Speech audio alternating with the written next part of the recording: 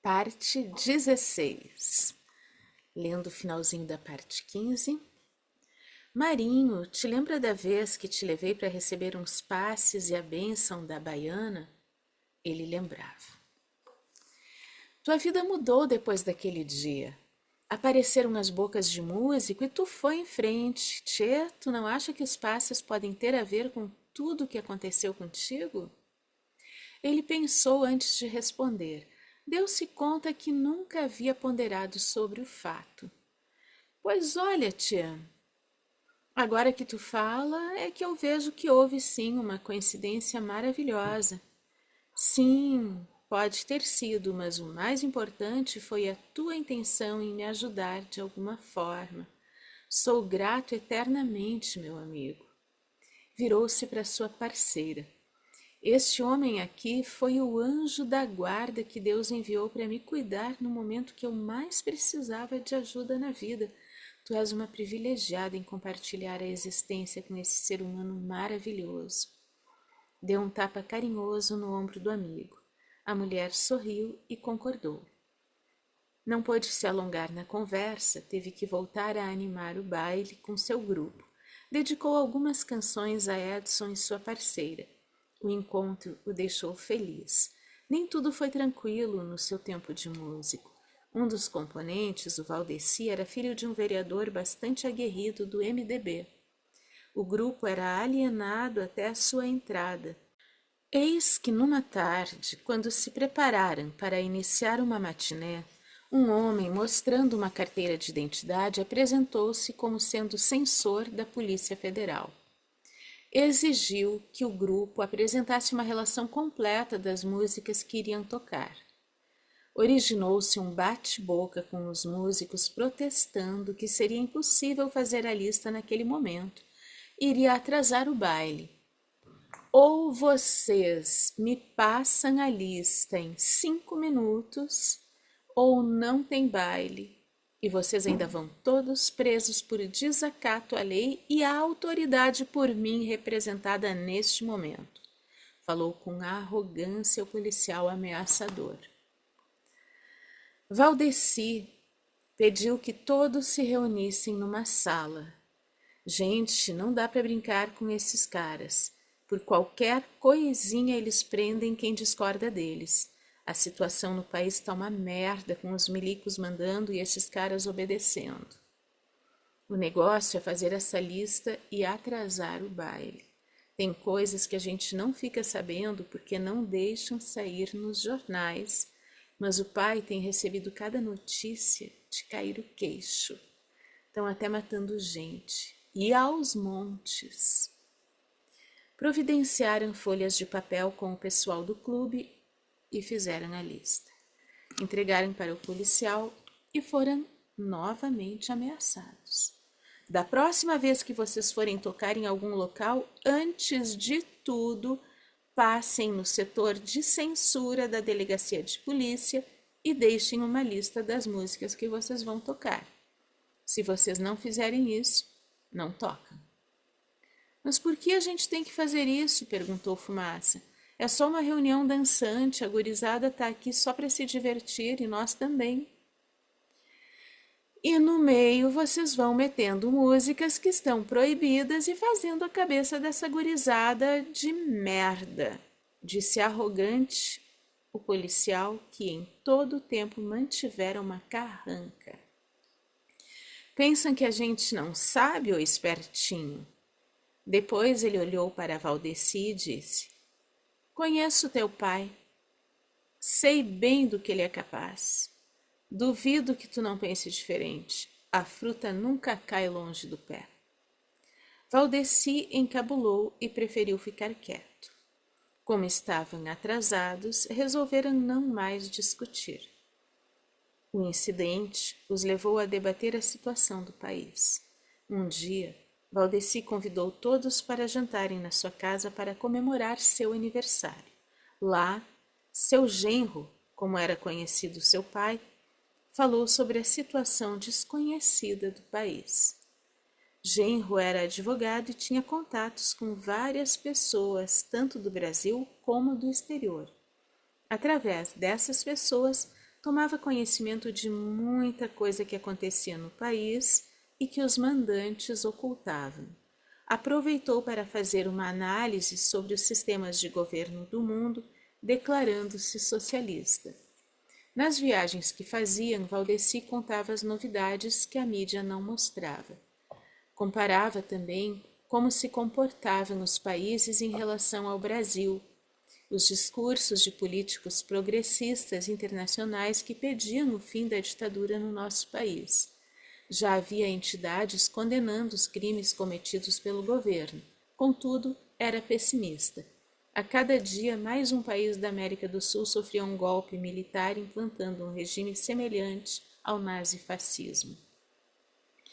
Todos patrocinados e acobertados pelos gringos através da maldita CIA e até do FBI, protestava. Esses filhos da puta não querem que a gente caia no comunismo, um regime de esquerda, mas nos colocam goela abaixo um regime assassino de extrema direita.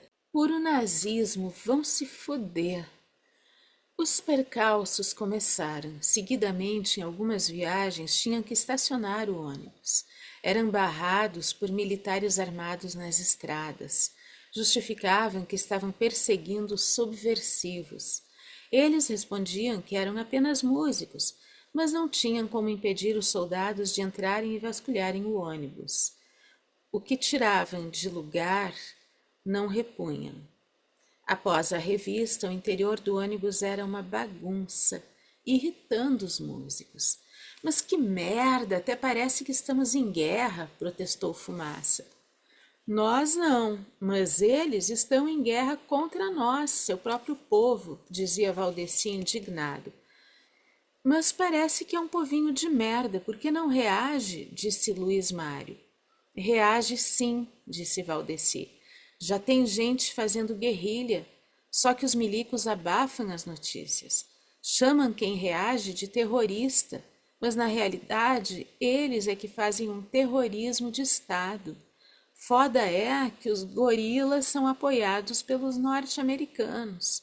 Os gringos não estão nem aí se estão nos matando e nos sufocando. O que vale para eles é explorar a nossa riqueza a preço de banana. Aí compram políticos e milicos. Eles temem que o país vá para o comunismo, alguém disse. Mentira, esbravejou o irritado Valdeci. Eles sabem que isso é fora de cogitação, pura ficção. Usam a desculpa de Cuba para nos foder, que nós seremos a próxima Cuba se facilitarem. Olha o contrassenso do argumento deles. Dizem que querem nos proteger do perigo vermelho. Balela, nos matam, que é para o nosso bem. Os gringos são os assassinos das democracias no mundo. Democracia é só para eles. Para o resto do planeta, principalmente para o terceiro mundo, é ditadura aos moldes nazifascistas. Valdeci começou a levar jornais do exterior para mostrar reportagens sobre o Brasil, que eram censuradas na imprensa brasileira.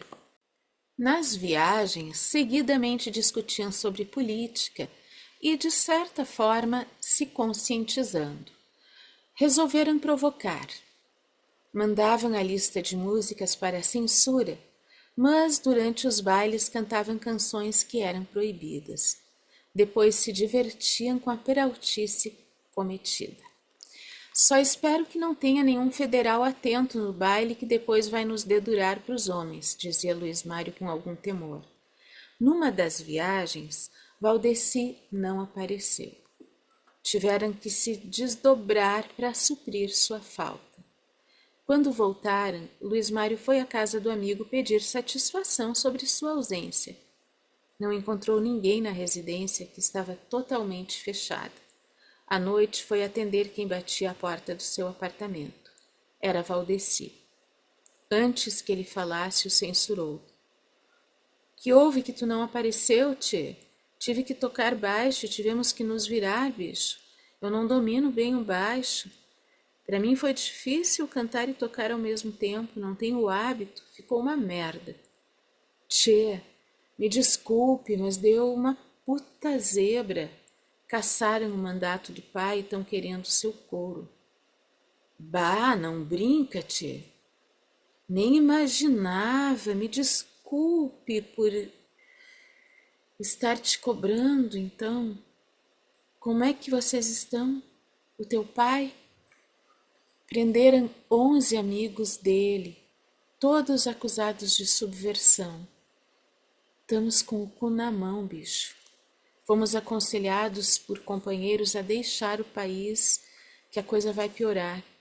Vamos esta noite para o Uruguai. O pai já foi ontem, de forma clandestina, senão iam pegar ele também.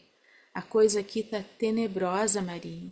Já mataram uns quantos caras que o pai conhecia. Tem uns que estão desaparecidos. A guerrilha não tá dando certo.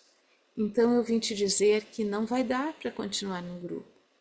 A família toda tá indo embora antes que seja tarde. Bicho, eu posso até colocar vocês em enrascada só por andarem comigo.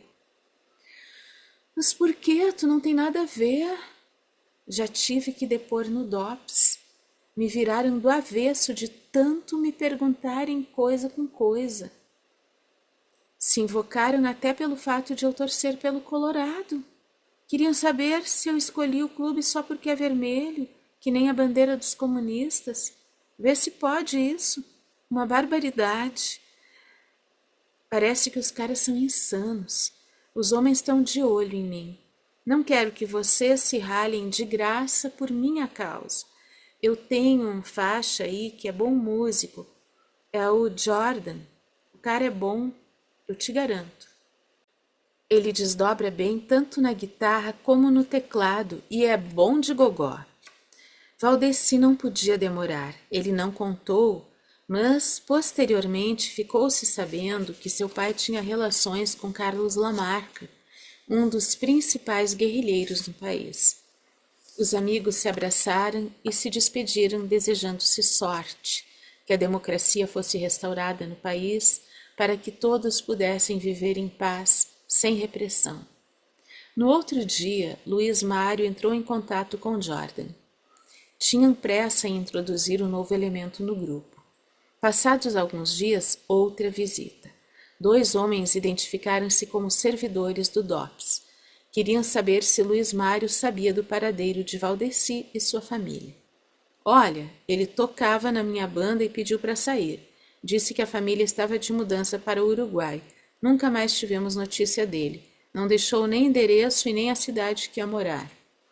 Os policiais perguntaram mais sobre o convívio com Valdeci, como ele agia, sobre o que falava. A visita foi rápida. As incomodações continuaram.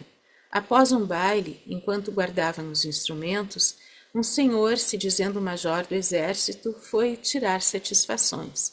Ele estava acompanhado de uma filha adolescente. Vocês tocaram músicas do Chico Buarque.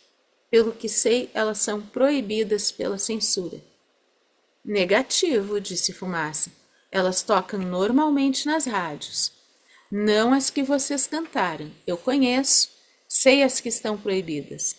São umas merdas de música para insuflar as massas contra o governo e gerar a baderna no país. Não estamos sabendo disso, disse Luiz Mário. A gente manda a lista das músicas que vamos tocar para censura. Se eles liberam, a gente canta. Não venham com essa conversa mole. Eu não sou otário. Vocês querem dar uma de santinho para ficar passando recado enquanto a gente se distrai dançando. Mas eu não. Eu noto essas coisas. Fiz curso na Escola Superior de Guerra. Sabemos como os subversivos agem. Isso que vocês fazem é uma maneira sutil de ficar passando recado. Bah, desculpa, Major, mas a maldade está na sua cabeça, disse Luiz Mário. Nossa intenção é só divertir o pessoal e garantir nosso ganha-pão. A gente vive disso. Lamento que o senhor não tenha gostado do nosso repertório. Então a filha do militar surpreendeu. Pô, pai, tu não gostou porque tu é quadrado. Virou-se para o grupo. Eu amei. Vocês são muito bons. O baile foi trilegal. O militar se sentiu desconfortável com a manifestação da filha. Minha filha, tu nem sabe do que a gente está falando. Fica quieta para não dizer bobagem. Mas eu gostei mesmo, pai. Barra limpa, guris. O militar resolveu se retirar, dando uma advertência. Só vou dizer para vocês se cuidarem. Não sou o único que nota que tem gente querendo bagunçar o coreto. Olhem bem as músicas que vocês escolhem para tocar. Quando ele se afastou, Fumaça desabafou. Quanto mais conheço essa gente, mais ódio sinto dessa ditadura. Não admirem se ficarem sabendo um dia que eu desapareci e estar fazendo parte de um grupo guerrilheiro. Não aguento mais esses arrogantes, para esses tipos só na mira do fuzil. Minha guria, namorada, faz teatro. Precisa ver a pentelhação que esses caras fazem com eles. É pior do que com a gente. Tem que montar a peça especialmente para os queridinhos ver se não tem nada de conteúdo que alerte coisa contra eles. São uns moralistas de merda. Não admitem nenhuma espécie de palavrão, por mais inocente que seja, como bunda ou fresco. Quando tem encenação, sempre aparece um filho da puta para acompanhar a montagem. Acreditem que, em Pelotas, estavam apresentando Romeu e Julieta de Shakespeare e um cara boçal desses pediu para falar com o autor da peça. Todos riram. Até aqui hoje, amanhã tem mais.